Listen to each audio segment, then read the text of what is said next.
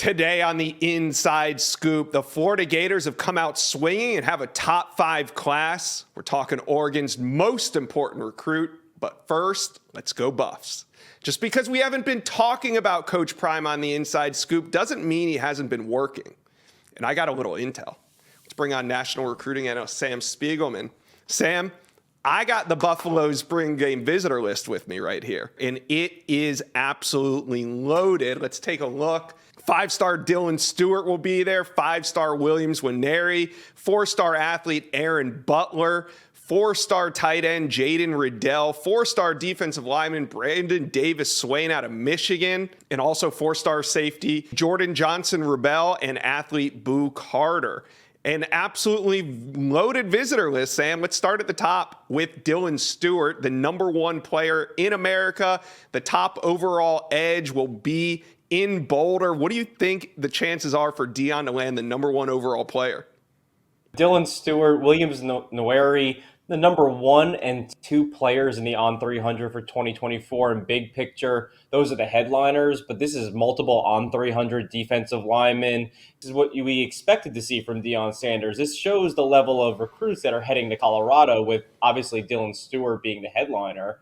We talked about his recruitment being somewhat open, even though Ohio State, Georgia, South Carolina have had an edge, as well as Alabama. But Deion Sanders getting Williams Nwaneri, Dylan Stewart, those are headliner names and he's going head to head with the Alabamas, Georgias, and Ohio States of the world for those guys.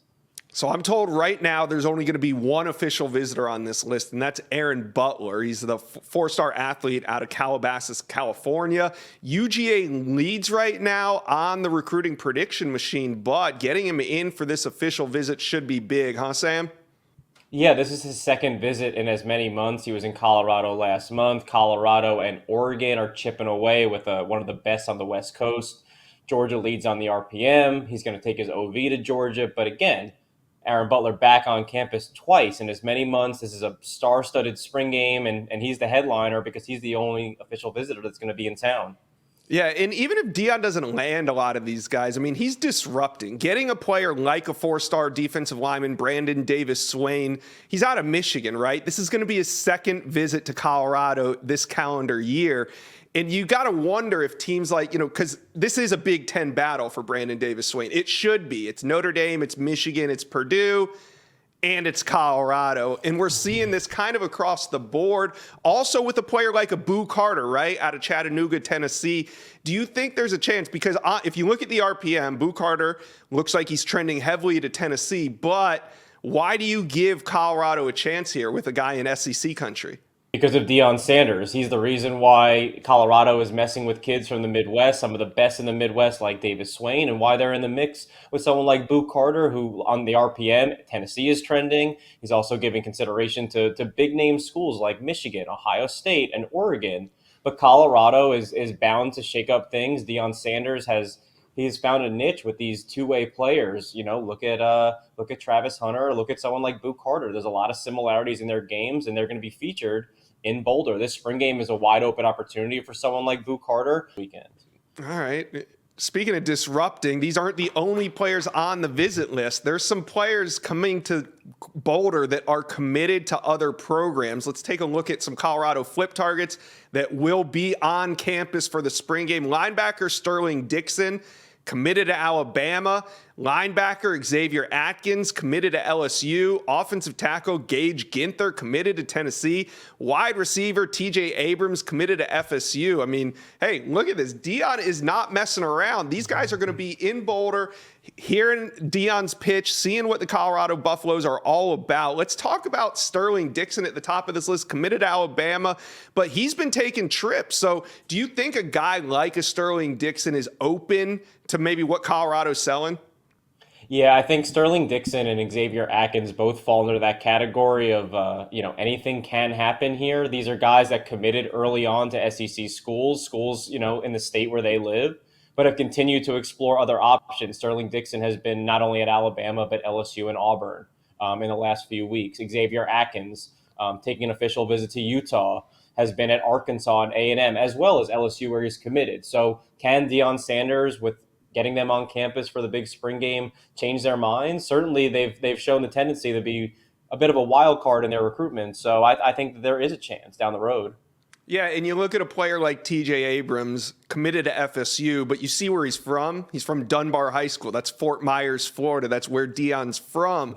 So I think, like you're saying, I don't necessarily expect Deion to see a bunch of flips coming his way at the spring game, but TJ Abrams, one of the fastest wide receivers in Florida. He's a slot guy. You know, you keep recruiting him, you get him on campus again maybe in the summer and then for an official visit in the fall. And that might be the recipe for flipping some of these guys late. We'll see how it all plays out. The Colorado spring game is next weekend, April 22nd. This is just an early list of who's expected. If there's any more big names added before next weekend, we'll be sure to keep you guys updated. Do me a favor right now, Colorado fans. Let us know who you think the Buffaloes are going to land from this list. Drop us a comment below in the video. Thank you. The Gators stumbled out of the top 10 late in the 23 cycle, but they've rebounded quickly with the 2024 class and are one of the hottest recruiting teams this spring. I know it's early, but the Gators have the number 4 class in America, and I don't think they're about to slow down. Here's a look at the current class right now. DJ Lagway leads the way, a pair of elite linebackers in Miles Graham and Adarius Hayes. Flip to the other side of the ball, another elite pair committed at the running back position. Chauncey Bowens from North Palm Beach and Kanan Daniels from West Point, Mississippi. 6 commitments in total, but I think there's more to come. Let's bring on national recruiting analyst Sam Spiegelman. Sam, some big names on the board. 5-star running back Jarrett Gibson, 5-star edge Colin Simmons, 4-star cornerback Jamari Howard, who's actually committed to Michigan State right now. We're going to talk about them. Let's start at the top. Number 1 running back Jarrett Gibson was in Gainesville last Friday. He was committed to Dan Mullen's staff, but reopened his recruitment after the firing. Texas trending heavily on the RPM, but how can UF reel him back into their commit list? Texas is trending on the RPM, and I'm pretty close to putting in a pick for that as well with all the buzz that we're hearing about the Longhorns and the number 1 running back in the country. But this is a Florida kid. We know that he's been committed to the Gators before. He's already been back to campus already. Tennessee is one SEC team that's been able to kind of hang tough with the Longhorns. Florida emerging as the other, likely a summer decision. All right, before I talk about the number 1 edge in the country, UF fans, it's exciting times. Do me a favor right now, jump on board, hit subscribe to the On3 YouTube page. I'd really appreciate that. All right, Sam, number 1 edge, Colin Simmons, is expected to be in Gainesville tonight. We're taping this on Thursday morning, so we'll see if he actually shows up. Now, LSU leads on the RPM, but he sounded pretty open when I interviewed him on the Inside Scoop 2 weeks ago. Why do you think this is such an important visit for UF to get him to the spring game? Yeah, we know that LSU is leading on the RPM. We know that Texas is for sure going to be there until the end with Colin Simmons. And we know that Georgia right now has a lot of juice with the elite edge rusher from Dallas, Texas. But there's still a lot of room for his official visits. He wants to start taking them as early as the summer. Only about 3 have locked up spots. Look at Florida as a chance to kind of put themselves into consideration along with the Alabamas and Tennessees of the world for Colin Simmons' final official visits. All right, I want to hit on the last guy on this list, top 100 cornerback Jamari Howard out of Hialeah, Florida. Now, he's committed to Michigan State, and he has been since September, but his recruitment's kind of blown up since then. And I think it's going to be hard for Mel Tucker to hold on to him. He took visits to both UF and FSU in March, and I'm hearing that they got traction, both UF and FSU. And actually, although he's committed to Michigan State, I think this one might come down to an in-state battle between the 2 rivals. All right, Sam, moving on. One of the reasons UF recruiting is so hot right now is because Texas quarterback DJ Lagway is locked in and committed to the Gators. He's actually the face of this year's Gator recruiting class. So that being said, Sam, what type of impact, what players do you see him having an impact on as a recruiter for the Gators? DJ Lagway is the face of Florida's 2024 recruiting class. He wanted to commit early so he could build the class around him and kind of be the player coach, in place of Billy Napier on the recruiting trail. We've seen he's been to campus, 6 or 7 times before he even made his decision last fall, and he's been in Gainesville a ton this spring. He's got an infectious personality. He's got a lot of charisma, great personality. Players want to play with DJ because of that personality, but also because he's an elite quarterback. That's a big reason why five-star Ohio State commit Jeremiah Smith has been visiting the Swamp. Of all the in-state teams, you have to like where the Gators sit with Jeremiah Smith. We know he's been committed to Ohio State for a while, but because of Lagway, because of that relationship, because of their time together in the Swamp, at least Florida is kicking around for the number one receiver in the country from South Florida.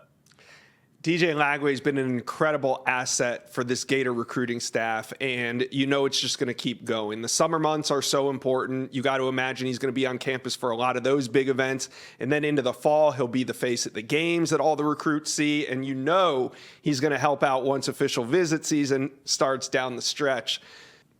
All right, Sam, so that leads me to my next question, and I think all UF fans want to know this. Who do you think will be the next to commit to the Florida Gators? This might be a shot in the dark, but let's put elite safety Xavier Filseem in the conversation for that. He's already been to Gainesville. He's from Orlando, Florida. He's got family all over the Sunshine State, and he'll be back in the Swamp for the spring game tonight. He might be listed as one of Texas's best players, but he's an elite safety. He's getting recruited by one of the best DB coaches in the country, in Corey Raymond. Georgia right now is giving Florida some serious threat, along with LSU, along with USC, but Filseem seems to really gravitate towards Raymond. Like I said, he's got family ties to Florida. He'll be back this week. It's a big opportunity for the Gators with one of the best dynamic, well-rounded safeties in the entire country.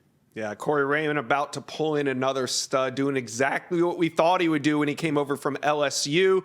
All right, big spring game today for the Gators. Gators Online will have a full visit list and a ton of coverage.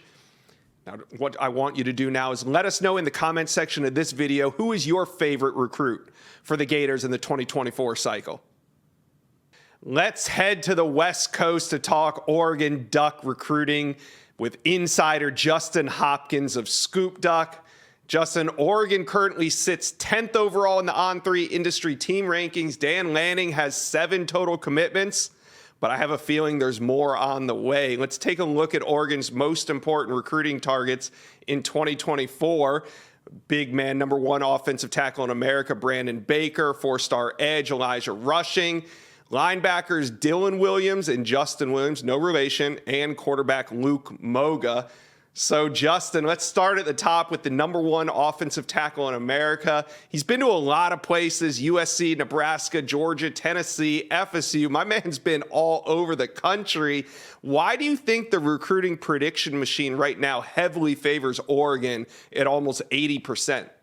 I think it's just because of the frequency that Oregon's been mentioned with Baker, and probably the long-standing relationship, which dates back to Adrian Clem. There's a really strong tie there, not to mention that his cousin Gary Baker also played at Oregon earlier in his career. And for Oregon, they've prioritized him very early on, not because he's really good, but because offensive tackle is one of the top 2 positions for Oregon in this cycle. They really kind of struck out last cycle at offensive tackle, and they have a need for the body type. Lastly, Baker's a top priority because he plays football at Mater Dei High School, which is absolutely loaded with talent for the next 2 years, probably 15, 16 D1 prospects over the next 2 cycles at Mater Dei. So getting a guy like Baker obviously helps you with those other guys as well. All right, before we get to the next high-profile target, Oregon fans, do me a favor real quick. Subscribe to the On3 YouTube page. Like this video, subscribe. We got a ton of recruiting news and every college football development. Follow us on the On3 YouTube page. All right, let's head out to Arizona for another borderline 5-star prospect, edge Elijah Rushing. What will be the key to Oregon landing Rushing out of Arizona? The key there is again, a long-standing relationship and the fact that Dan Lanning has had such great success developing his position type. And Rushing's well aware of that. He's been to Oregon several times. He was one of the first guys Oregon prioritized in this 2024 recruiting cycle. I think that's a really big key there, and something that we've learned at Oregon and some of the other West Coast schools. His body type isn't abundant out west, right? Any of those big-time offensive or defensive linemen, you've got to go and get them, and you've got to keep them out west and keep Georgia and Alabama and the others away. So I think Dan Lanning's been licking his chops at Rushing pretty much since he's got to Oregon, and I think that's the biggest key right now. Dan Lanning has a really high hit rate on the guys that he's personally recruited at Oregon. He doesn't recruit a lot. So, Mario Cristobal, when he was here, was very active with a lot of recruits. And Dan Lanning's very active with kind of a select few recruits and has a pretty good hit rate with those. Well, up next, we got a pair of elite linebackers, Dylan Williams from California and Justin Williams from Texas.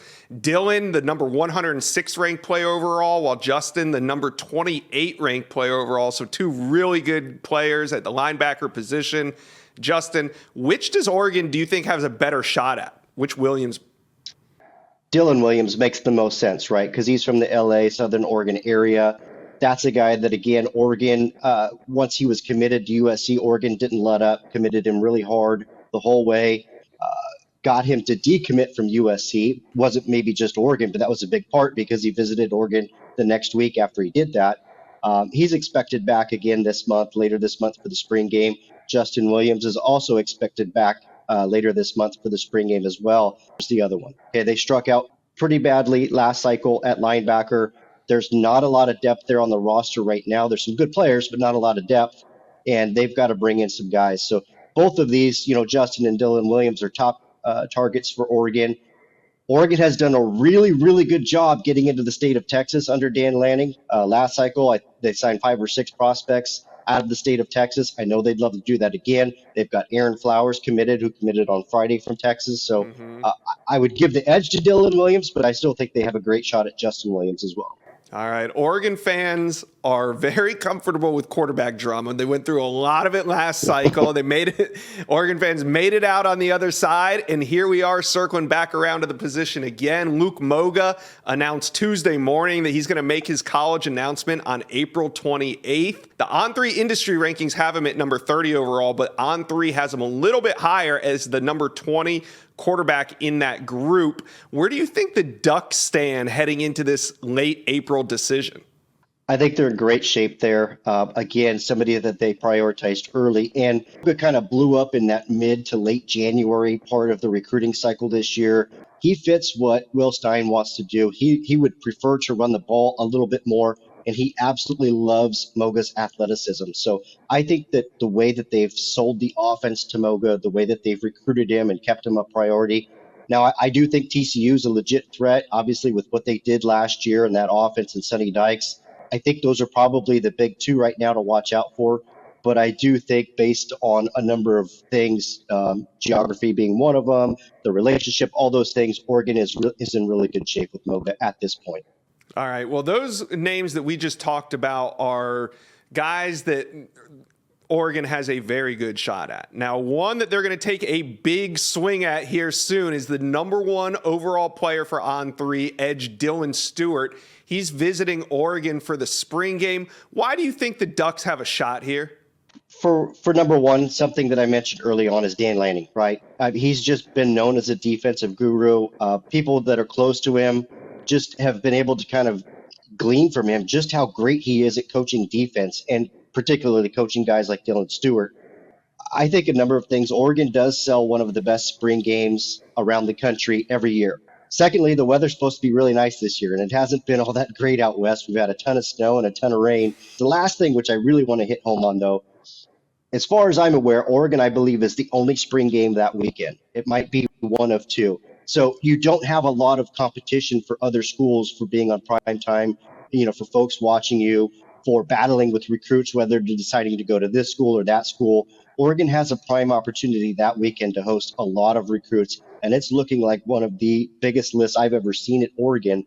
And I think that's a big reason for that is the fact that you're the only show in town all over the country. And I think Oregon's going to capitalize on that.